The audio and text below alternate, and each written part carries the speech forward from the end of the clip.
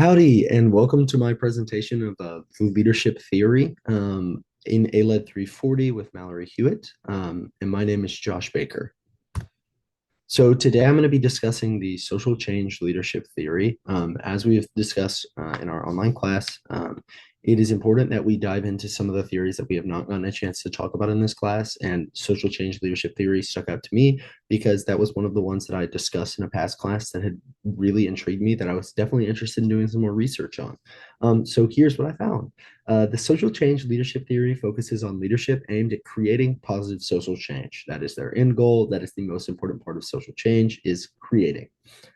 The primary theorists are Susan R. Comavez, Nance Lucas, and Timothy R. McMahon. The seven C's are the baseline of the social change leadership theory model. That would be consciousness of self, so awareness of one's values, beliefs, and attitudes, congruence, acting consistently with one's values, commitment, which is passion and energy to drive action, collaboration, which is working together for common goals, common purpose, shared aims and values, controversy with civility, openly addressing differences with respect, and citizenship, a connection to community and society through active participation. So a lot of these are very important because you can see that social is a big part of the social change theory. You can see that through congruence, collaboration, common purpose, controversy with civility, and citizenship. These all are the social contributors that I see. The others are going to be the internal contributors, so consciousness of self, congruence, and then I'm completely blanking out one commitment. And so these will all go together in different people to create social change. And so now I will talk about the theoretical application, what I was able to find about where this theory has been applied in the past. So you can see in 2012 there was a 7-year multimodal empirical study of nonprofit social change organizations in the United States. Their key findings were that the changes made in these companies are a meaning making process. So the participants co-construct leadership in order to create social change. So they were working together. You can see that they set organizational goals. So beyond serving the disadvantaged to being able to empower them in order to alter their own circumstances. Then you can see they created a foundation, so assumptions and values that give meaning to their work and interactions. You can see they had a collective vision, so a shared vision of possible drives, practices, and organizing activities. And then there was a collective capacity as well. So they leveraged their power as a group rather than individually in order to influence key external decision makers in order to make changes happen. It's also been applied in educational settings, so colleges and universities for students, as well as or student leadership development, as well as in personal development. So there, you can see that individuals are able to enhance their leadership skills and social responsibility using the social change theory of leadership. Now I want to discuss some of these strengths, weaknesses. I call those discussions because they're not necessarily just weaknesses of the social change leadership model. So you can see that one of the three main strengths that I found were inclusivity, collaboration, and that it's values based. The main being the inclusivity. So everybody can be a leader in the social change model because anybody is able to contribute. This is a model that does not have a hierarchy set up. There's not one person that leads social change.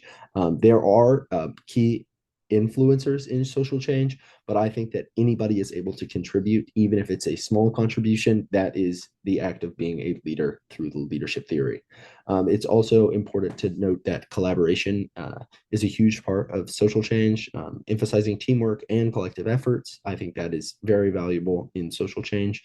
And then it is values based. So not only is one person's values important, but the shared values of the group are also important. So this all goes to show that it is aligned with good because it takes in the values of all the people that are working together in order to apply their shared values and make social change happen. Now I want to talk about how the practical implementation and measurement are not necessarily negatives by any means, but it's just something worth discussing. So the practical implementation of the social change model is going to be in challenges in diverse and complex organizational settings. So something with a lot of different people that are very different coming together, it's very imperative that you apply something that has an outline, something that you're able to, you know, not necessarily measure clearly, but something that you're able to know is going to end positively as long as you're applying all of the seven C's. And then the measurement is very difficult as it is hard to quantitatively measure something that doesn't have numbers. Change is something that is able to be measured in terms of, maybe time or people affected, but it's hard to see those applications unless people are going to be, stepping out and talking about how the changes influence them. And the positives of people doing that are that even then, that means that that change is going to go on to affect more people. So it is this change is this social change is something that is contagious. Next, I want to talk about the organizational application that I would have chosen. This takes the CSR, the corporate social responsibility, which is an application of the social change model from NACE, the National Association of Colleges and Employers. It takes that and it shows which of the C's are going to be, most applicable. So consciousness of self is that employees are aligning their values with the company's corporate social responsibility. The collaboration is that teams work together on the corporate social responsibility projects. So, coming together in order to make change happen. And then the citizenship is showing how a company can engage with the community, promote employee participation in community service. So that's Apple going out somewhere in the Valley in California and deciding to make a difference by giving their employees a day to go serve the community through donation and personal dedication to community service. I think all of these would be very beneficial in a company like Apple. Obviously, you can't measure what the change that would be created are, but you can see that all of these are positive actions that each individual person is taking, and a positive input means a positive outcome.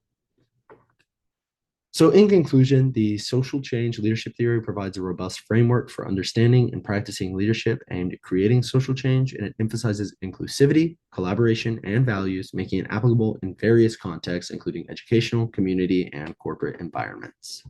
Thank you for listening to my presentation, and here are a list of my references. I'm not going to dive in on each individual one of these, but as you can see, I referenced Comavez multiple times as they were the most influential of the theorists involved with the social change model. And then I referenced a few other studies, but thank you so much for tuning in. Have a good one. Bye-bye.